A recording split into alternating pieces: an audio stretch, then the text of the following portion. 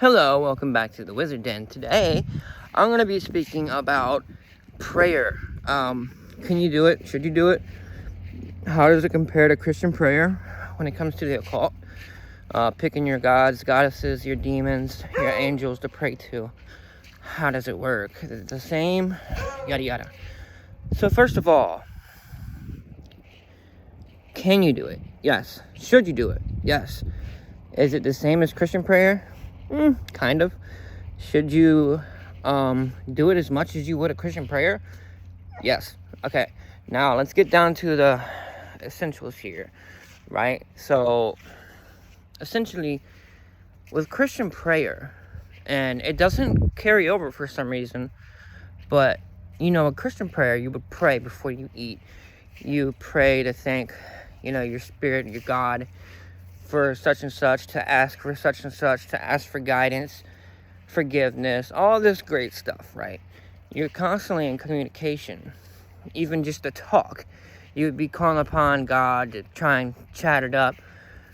Big difference here is that God doesn't respond.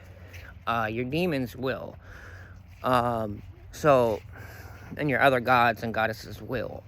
So it's like, people don't do it. Why does it not carry over?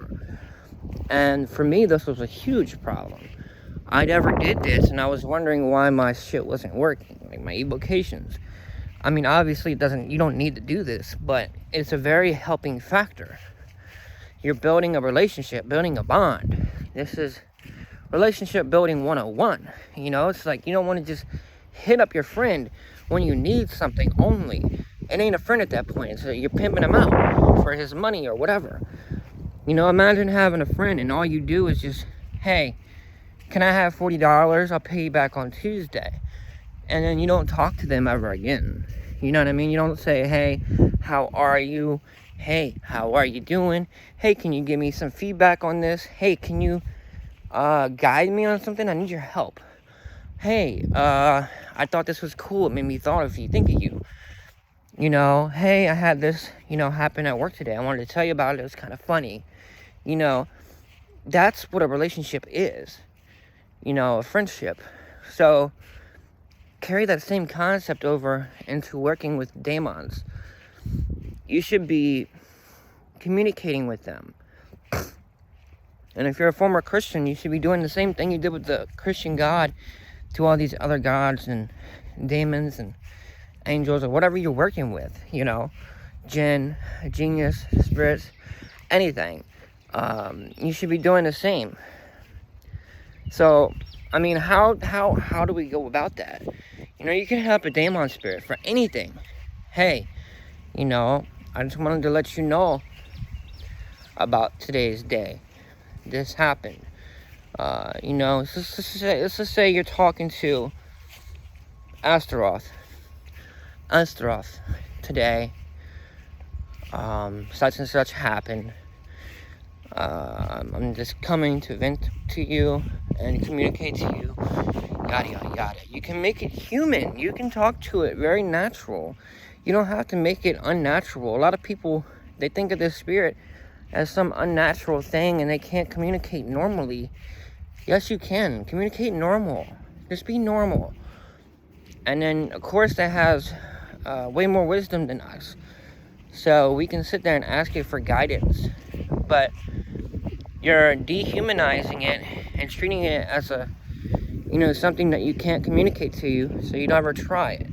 You should 100% communicate with it. Just talk and be in the moment. Talk about your issues, talk about your problems, talk for guidance.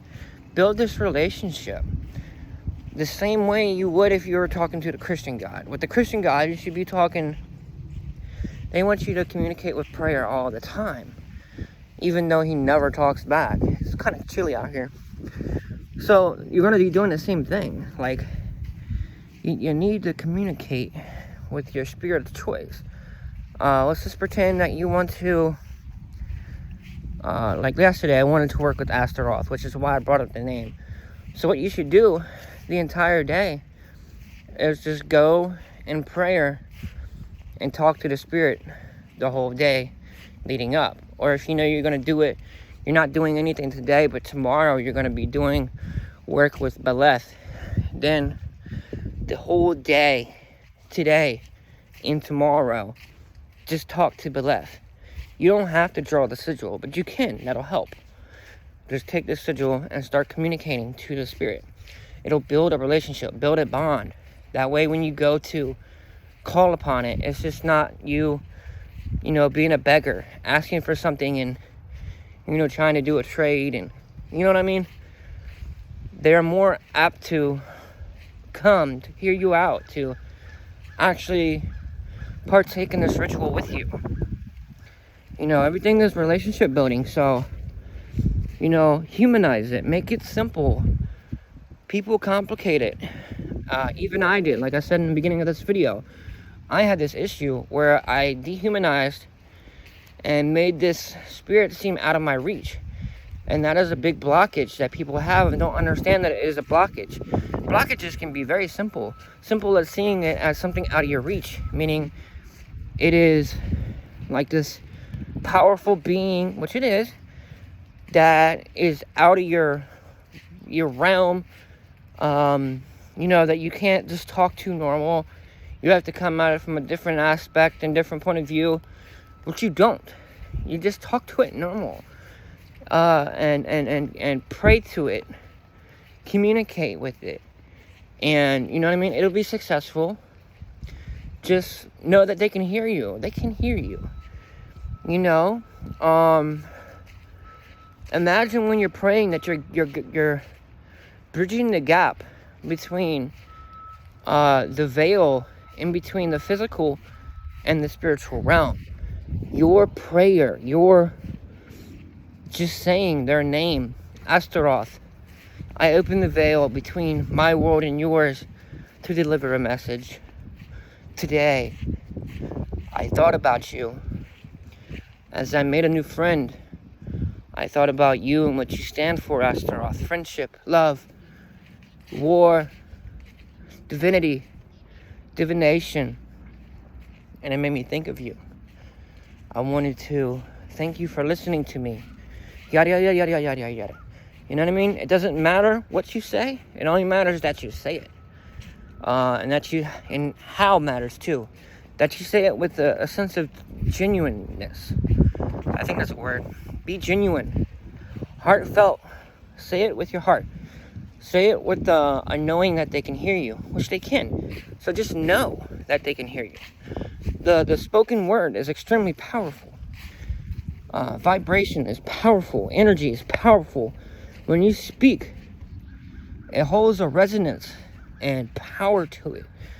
Not just specific words, but the word in general.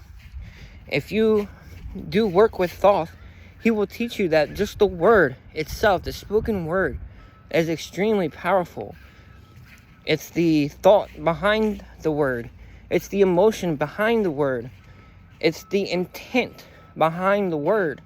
It's not the word itself, but the intent of the word makes it magical, powerful. The speaking of the word is what makes it powerful. I can say duck, and it can be the same as Yahweh, and have the same intention. I'm not Christian. I don't like using that word, but I'm just using it as an example because I couldn't think of one off the top of my head. It can have the same power and work the same as long as you have the same intention and power and totality behind it. So always keep this in mind. And that's why prayer is so important. That's why it works. Because the spoken word is extremely powerful. But alright guys, that is today's video. I wanted to make it on prayer. A lot of people don't do it. A lot of people are missing out on building a bond with their spirit of choice. Even if they're going to be working with the spirit tomorrow. If you're failing your evocations and the spirits just aren't coming, try this. Try working with this. Use this. Build a relationship first before talking to a spirit. I remember when I wanted to work with Isis, she ignored me for a whole week. So I began to just pray to her for 5 days straight. And then on the 6th day, she responded to me. I had to build the relationship first. Before she would even entertain the idea of communicating with me. And this is years ago. But, you know what I mean? This stuff is vitally important. It's profound. The spoken word is profound. Keep that in mind. Alright, peace.